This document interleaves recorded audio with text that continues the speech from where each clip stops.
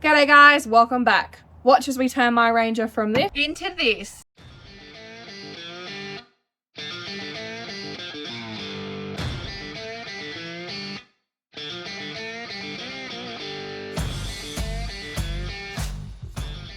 So about 2 years ago, we made a video on lifting the Ranger. It was just a free lift, just winding up torsion bars. But this time we're replacing everything front end. So we've got new second-hand torsion bars that we got off one of our friends. So thank you very much. And we've got new shocks. We're going to be doing front end rebuild and we're going to be doing a cab lift on it. So hopefully it's going to sit nice and level and look really good. The cab lift is just a 1 inch lift because I didn't want to have to upgrade everything else. So that should fit good with the canopy. Should sit pretty flush, I'm hoping. So let's jump straight into it. I've already taken everything apart. They come off easy as. These are really simple. You just check all the ball joints and everything. So I'm going to be replacing the front shocks, which are pretty easy to take out. These ones, they look like they still actually have the factory ones in it, which after 280,000 Ks, definitely got your life out of them. Same with these pads. Dead low. I've been monitoring them, I don't just let them go. So they're due as well. And we're going to be replacing the rotors as well, just because we want it to be perfect.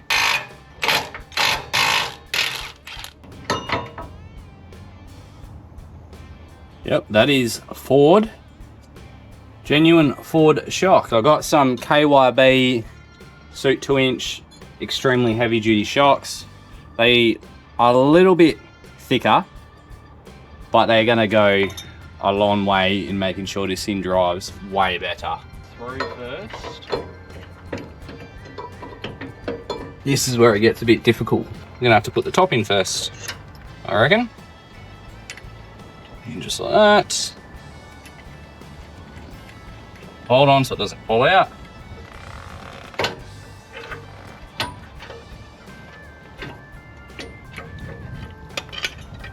Nice. Now it's pretty easy. You just want to get some leverage in behind there. And then chuck the bolt in the exact same way that you took it out. And just like that, nice and easy.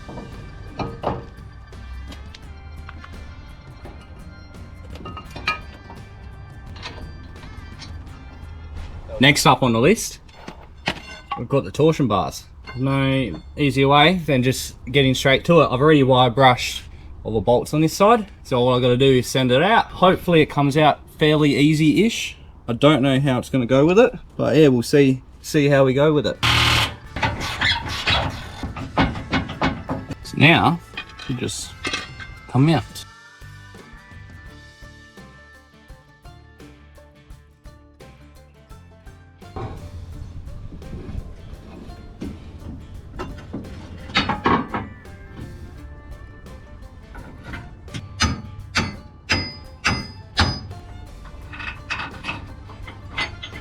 I'm going to leave it like that for now and then adjust it when I do this other side as well. So I'm going to quickly smash out putting this back together and then I'll adjust the other side. So I've got both side torsion bars in, everything in both sides.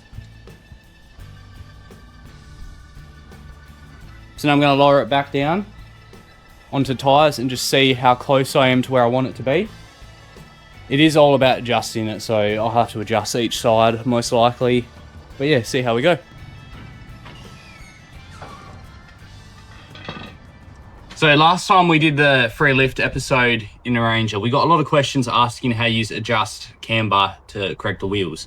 So there is a couple bolts facing towards the outside of the car, so the heads are in the inside of the car. And you got to loosen them, and then that is what your upper control arm bolt mounts to. So you pry that out and you can add spacers in there. I'll give you a better look on the passenger side. But I've just added some spacers in there to hopefully bring it out enough so that it sits nice.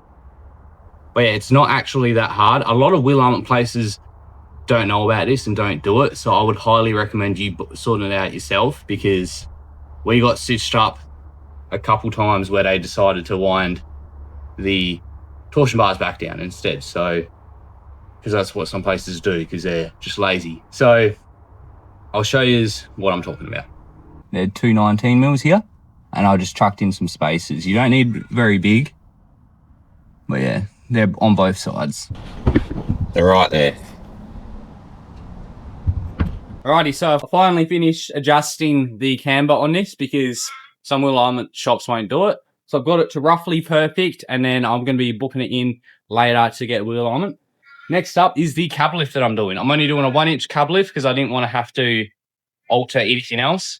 Just to bring it up a little bit, just so it's level with the canopy. And all it needs is a 1-inch. So going to be starting with that now. I've already sprayed all the bolts underneath because they are rusty as with CRC. And I'm just going to get straight into loosening them out.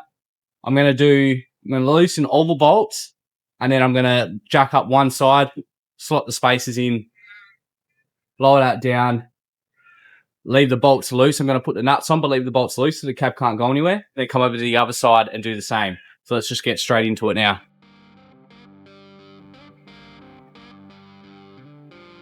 This one here is in there.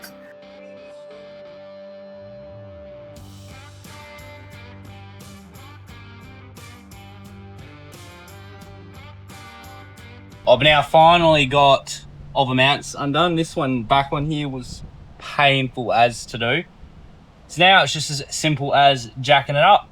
Just got to jack it up and chuck these spacers in. I'll go grab them now. These here are the spacers we've got. So we've got 4 for this side and 4 for the other side. Pretty much as easy as that. Doesn't really get any easier. These here just go in between the body. Big bolts going straight through them.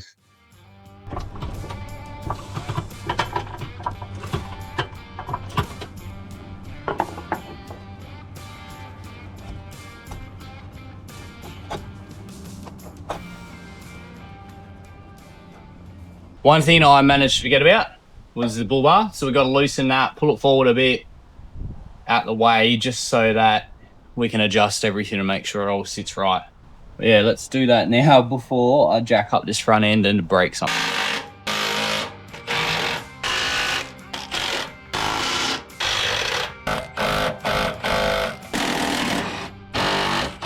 Alrighty guys, I am finally back. It has been actually 2 days since I last properly recorded. The mounts are all in. The front is horrible. If you have ever done anything like this, it involves a lot of cutting and a lot of custom fab work. I'm not going to go into it too much, but I'm going to tell you right now, it is a horrible job if you've still got a bull bar fitted to them. So with needing to take the bull bar off, I have decided that we're going to paint the bull bar. We're going to fully restore the headlights as well. As projects go, they get bigger all the time. So I've already started masking off one headlight. I will take his on with me as I mask around the other one. I'm going to show you how I clear up these headlights. It's actually really, really easy and it doesn't take much at all. So I'm just going to quickly tape up this other headlight and we will get straight into this.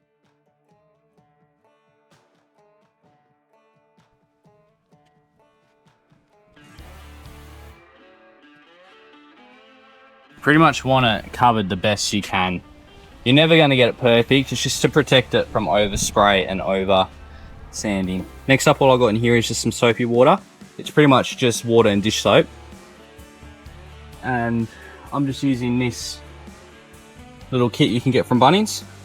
1200, 2000, 3000. You probably want to start a little bit lower, but this is just what I've got and this is what I'm showing you. This kit only costs about $7 from Bunnings. Start off with the 1200. Fold it in half. I'm going to rip off pieces, I don't need all of it. Make sure you're just going to spray it down, nice and wet. Spray down your sandpaper. Start going. Going to make sure it stays nice and wet. You give it a nice good wipe. Then you move up to the next size. It's got some 2000 here. Spray it all on.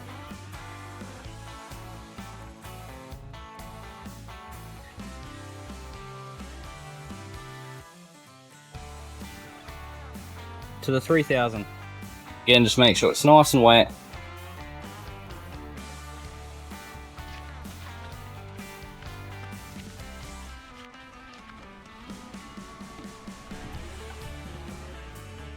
Now what you want to do is you want to make sure it's nice and dry and no soap particles on it are going to be on it at all. Easiest way to do that is just pour some water on it. Rinsing all this, making sure there's no more soap on it at all, and then grab your rag / paper towel, whatever you're using. Give it another dry. You want this to be dry, and it should have this haze type look left on it. Just gonna make sure this side is definitely dry, so I'm gonna leave it to sit just for a little bit while I do the other side. Next up, I've just got some wax and grease remover that I'm just gonna spray on it. Make sure it's nice and clean. And then I've just got some of this gloss clear coat.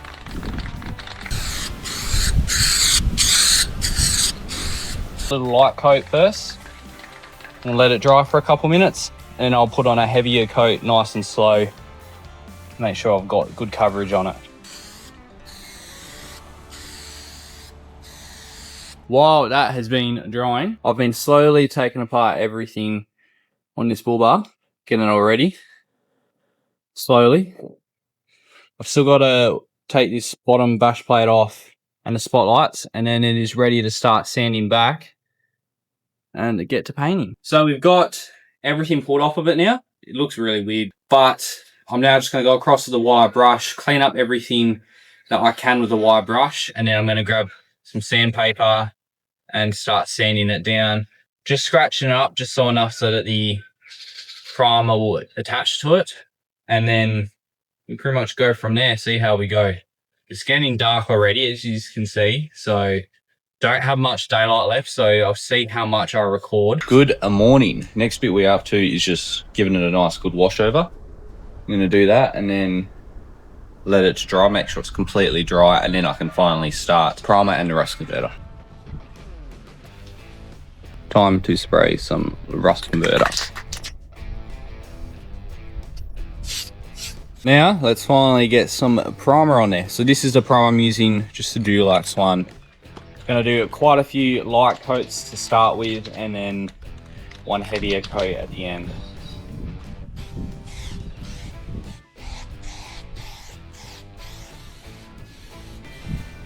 Now we are up to last one. So doing a satin black finish. Finally starting to paint. It's just gonna be some very light coats to start with. Don't want to go too hard too quick. I'm gonna do one more light coat, and then we're gonna start doing 2 heavier coats. I've only done 2 light coats now, so we're gonna do 3 light coats and then a heavy coat. Maybe 2 heavy coats, we'll see how we go.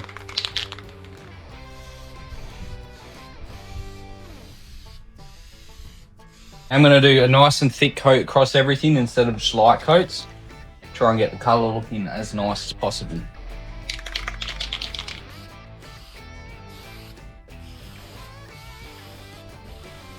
Here we are, all finished.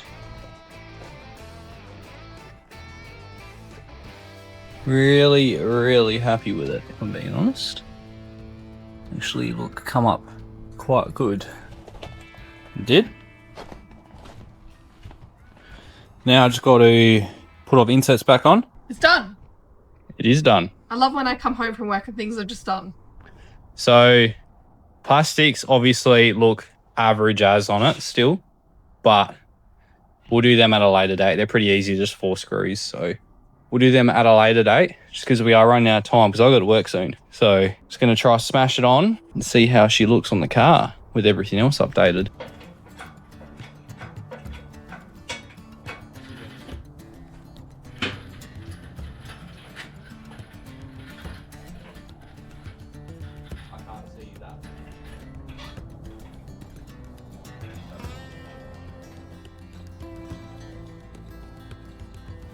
So that is pretty good right there. We're gonna bolt it up and then we'll catch you in the morning when we do the full reveal because it's starting to get night time. It's starting to get night time. Yeah. So It's starting to get dark. it's starting to get dark time. Dark time. Starting to get dark, so we'll show you in the morning.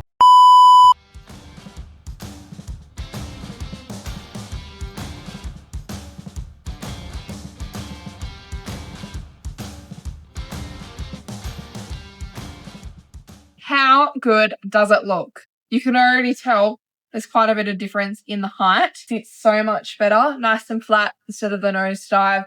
Bullbar turned up absolutely amazing.